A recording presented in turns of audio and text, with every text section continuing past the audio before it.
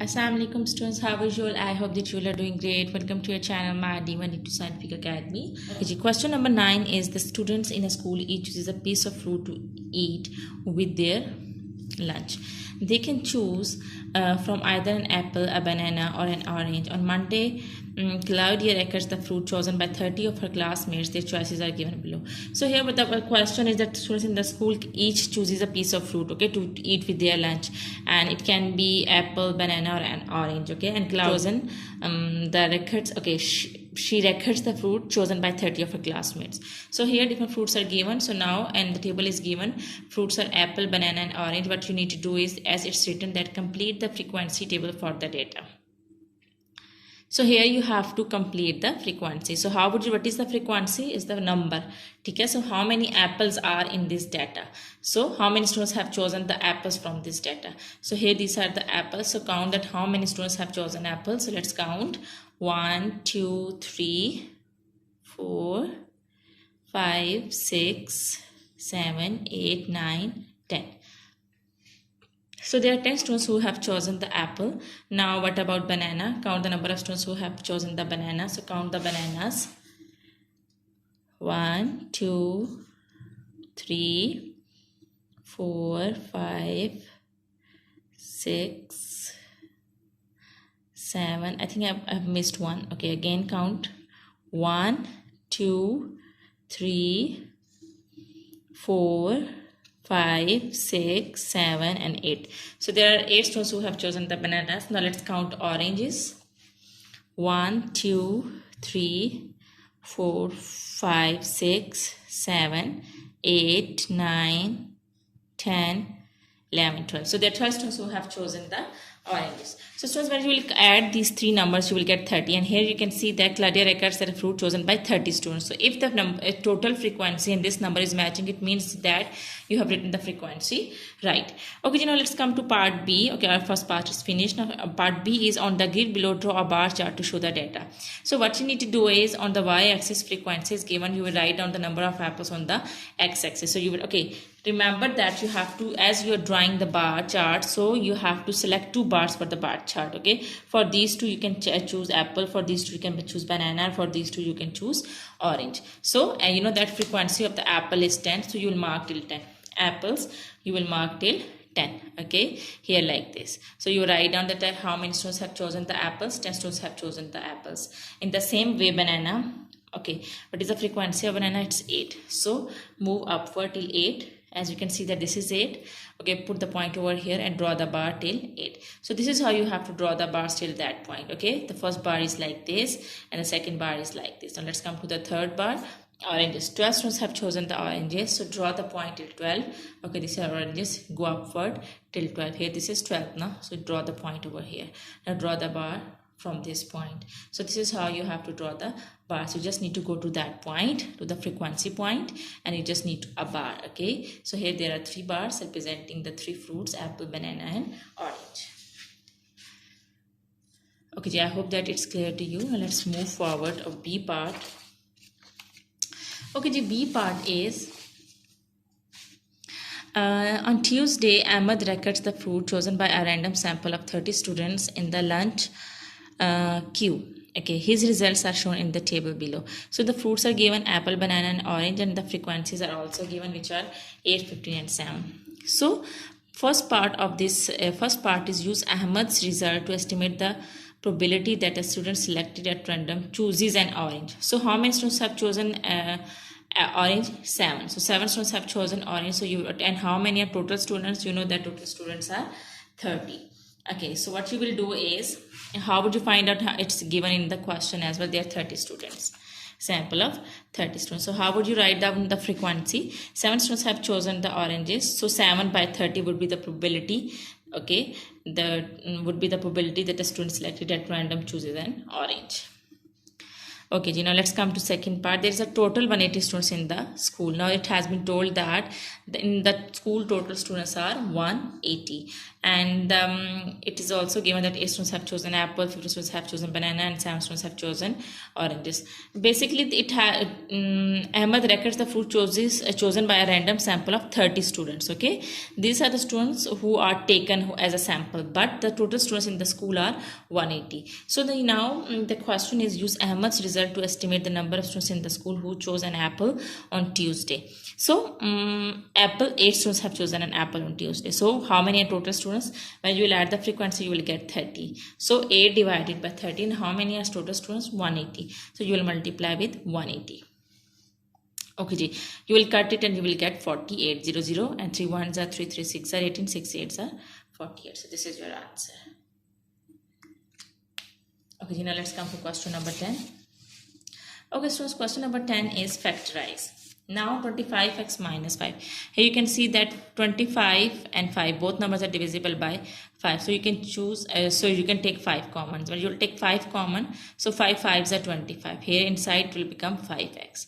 And minus 5 ones are 5. So this would be your answer. Now let's come to B part. B part is 2x square minus 18y square. So here you can take 2 common. As you can see that 2 and 18 both numbers are divisible by 2. So you will take 2 common. So x square minus 9y square. You have taken 2 common because these two numbers are divisible by 2. But students, here you can see that x square and minus square, whenever you are having two perfect square with minus sign in between, so you can apply this identity, or you can apply this formula: a square minus b square is equal to a plus b, a minus b. So you can make this formula as 9 is the perfect square of 3, so you can write down 3y whole square, because when you will open the square you will get 9y square, and here you can write down x whole square. Now this is the formula: a square minus b square, a square minus b square is equal to a plus b, a minus b. So now open it: a plus b, a minus b. Okay, so this is your answer. Okay, so now let's come to question number 11. Okay, ji. So question number 11 is, write 0.0000845 in standard form. So students, for standard form, what you need to do is you have to put point after non-zero digits. So the non-zero digit in this whole number is 8. So after 8 you will put a decimal. Okay, now you have to move forward. Okay, so when you will move forward like this, you will put the point like this. After 8 you will put the decimal after 8, and now you will move from this decimal to this decimal like this with an arrow, and count the numbers. So here you can see that how many numbers are before this 8. So 1 2 3 4 5. So there are 5 numbers. So how would you write it? You will write down this number as it is, 8.45 into, now in standard form you have to write down the power into 10 in 10. Okay, so when you will count backward now, so you have to write down the power in, your power would be negative. Okay, I mean, if you're moving forward in standard form, your power would be positive, but here in this case the decimal is the actual decimal is in the backward direction. So it means that you write down the power in negative. So count the number 1 2 3 4 5. There are 5 numbers. You write down into 10 to raise power minus 5. 8.45 into 10 to raise power minus 5. So this is your answer. Alright, now let's come to B part. B part is P is equal to 2.7 into 10 to raise power 11. Q is equal to 9 into 10 to raise power 12. Students, here you can see that the question is evaluate the following. Give each answer in standard form. So first you have to find out P plus Q.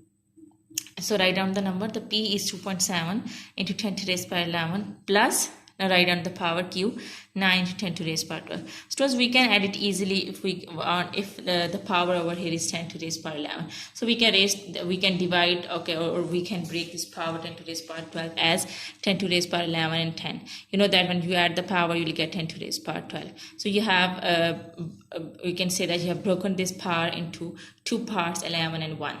Okay, so now you'll multiply 9 with this power, with the 9 tens are 90. Now here you have got 19 to 10 to raise power 11. Here you can see that now the power is same. So now you can add, so you can take this power common, 10 to raise power 11. What's left inside it? 2.7 and 90. When you will add 19, 2.7, you will get 92.7 into 10 to raise power 11. So this is your answer. Okay, I hope that it's clear to you. Now the second part is P divided by Q. Now you have to divide the powers of P and Q. The P is, as you know, that 2.7 10 to the raised by 11, and Q is this. So divide these powers. The very first step is you have to remove this decimal. It's 2.7. When you remove this decimal, you will get 10 in the denominator. You know that how to remove the decimal. You just need to put 1 below this decimal, and the rest numbers which are after this decimal, you just need to put zeros in the denominator. As there is one number after this decimal, so you'll put 1 0. So in other words, you'll get 10 in the denominator when you'll skip the point. Now you can cut, okay, so now you can cut 9 and 27. Okay, so as we know that whenever the same numbers multiply, their powers will add. So when you'll multiply this 10 to the raised power 12 and this 10 to the raised power 1, so their powers will add. 12 plus 1 is 13, so you will get 10 to the raised power 13. Now you can cut 9 and 27. 9 ones are 9 and 3s are 27. Okay, so now what's left? It's 3 into 10 to raise power. Okay, so you know that when the two powers, when the same numbers divide, their powers will subtract. So here 10 and 10, the numbers are same, so it means that their power will subtract. Now when it will go up, it will be subtracted. So 10 3, here 9 is 9, 3 is 27, 3 is left. So 3 into 10 to raise power, you will subtract 13 from 11. 11 minus 13, so you will get 3 into 10 to raise power minus 2. So this is your answer. Okay, now let's come to question number 12. Okay, students, now I hope that till question number 11 it's clear to you. And let's move forward to question number 12. Okay, students, question number 12 is the rth term of the sequence UR is given by UR is equal to 3R plus 2. Find the third term U3 in this section. So what you need to do is you just need to find out U3 now. So in place of R, you will substitute the value, which is 3. So in place of R, you will put 3. So here you will put 3 and here you will put 3. So U3 is equal to 3, and when you will put the value of R, which is 3, so 3 is 9 plus 2, so we will get 11. Okay, here what you need to do is, as you can see, that you have to find out U3. U3 means that R is equal to 3. You just need to substitute the value of R is equal to 3. It was simple. Okay, now let's move forward to B part. Okay, the B part is given that UK is equal to 50. Find the value of K. Now you know that first to find out the value of K, what you need to do is, you know that UR is equal to 3R plus 2. So as the value is given, which is in K, UK. So what you will do is, in place of R, you will put K, or you will put the value K. So UK is equal to, now in place of R, you will put its value, which is K. So 3K plus 2. So you will get UK is equal to 3K plus, because here it is R is equal to K. So when you will substitute the value, in place of R, you will put K. So UK is equal to 3K plus 2. Now the value of UK is given, which is 50. Okay, so put the value 50 is equal to 3K plus 2. We have to find out the value of K. So this 2 is adding over here, it will come to this side, it will be subtracted. So 50 minus 2 will be equal to 48. Now this 3 is multiplying with K, it will come to this side, will divide, and you will get 16. So this is your answer. Okay, so I hope that till question number 11 it's clear to you. Now let's move forward to question number 13. Okay, so it's question number 13. Alright. So question number 13 is A, B, C, D, and E are the points on the circumference of a circle center O. Now the points are given A, B, C, and D, and E. Here you can see that this is A, B, and this C, D, and E, and here this is O. It's written that O is the midpoint of AD. Here this is a straight line, AD, and O is the midpoint. And angles are also given, which are DOE is equal to 138 and BEO is equal to 12. So this angle is 13 degree and BOE is also equal to 12 degree. Okay, so now we have to find out EAD. Alright. So the very first thing, let me tell you, as this is a straight line and O is the midpoint, it means that this side, and this side is equal. Okay, and here can you see this triangle? This is, and here these two sides are equal. Can you see this triangle? And these two sides are equal. It means that this is an isosceles triangle where two sides are equal. So what we need to find is EAD. It means that we have to find out this angle. We have to find out this angle, EAD. So to find out this angle, first we have to find out this value. This angle, this small angle. The bigger angle is given, which is 138. So we have to find out this small angle. You know that angles on a straight line is equal to 180 degree. This is a straight line. So here we will use the property sum of angles on a straight line is equal to 180 degree. So you know there are two angles. As okay, we can give this angle the name A. Suppose the small angle is A. So there are two angles on this straight line, A and 138. So A and 138 will be equal to the sum of A and 38 will be equal to 180 degree. So what you need to do is to find out A, you have to subtract. This 130 is adding over here and it will go to that side, it will be subtracted. So 180 minus 138 would be equal to 42 degree. So it means that this small angle is 42 degree. But suppose here we have found one angle. Basically we need to find out this angle. Okay, so how would you find out? We know the one angle, and you know that this is isosceles triangle. It means that these two angles are equal, but we do not know the values of these two angles. So what we will do is we can assume that this is x and this is also x. Now we can use the property of a triangle. This is a triangle, na? That sum of angles of a triangle is equal to 180 degree. So here you will use the property sum of angles of a triangle is equal to 180 degree. Now there are three angles in this triangle. We have assumed that this is x and this is also x. So x plus x and third angle is 42. So x plus 42 will be equal to 180 degree. So when you will add x and x, you will get 2x. 2x is equal to 180 degree. And what 42 is adding over here, it will go to that side, will be subtracted, and you will get 138. But we have to find out the value of x. This 2 is multiplying with this x, and it will come to this side, it will be divided. And when you will divide 138 with 2, you will get 69 degree. It means that x is equal to 69. We have assumed that this is x and this is also. So it means that this is 69 and this is also 69. So these both angles are equal to 69. Okay, G.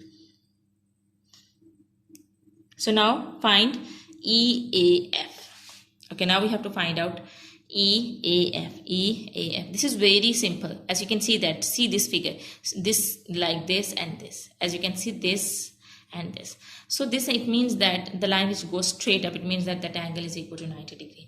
It means that here the angle is 90 degree. But this whole angle is 90 degree till on this tangent. This whole angle is 90 degree, and this small angle we have, and this half angle we have found it is equal to 69. So this whole angle is 90 degree and this half angle is given which is equal to 69. So when you will subtract 69 from 90, you will get 21 degree. It means that EAF is equal to 21 degree. This was simple. Now BEA. Okay, so now you have to find out BEA. You have to find out BEA. Now you have to find this whole angle. So for BEA, you know that this whole angle BEA. So you have to find out this angle. So this whole angle is equal to, you just need to find out this angle and this part. This whole angle is 69. You just need to find out this part. So when you will subtract 12 from 69, you will get the missing angle, which is BEA. Okay, BEA. So when you will subtract 12 from 69, you will get 57. Okay, so you will get the missing angle, which is 657.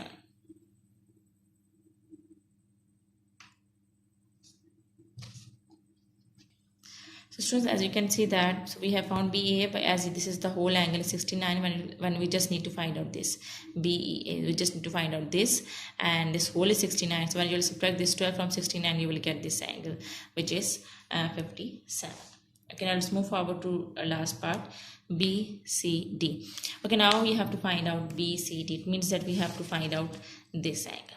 Okay, let's draw it here like this. Draw it. Okay, first what you need to do is join this D and this E. When you will join this D and E, you will get this shape, DCB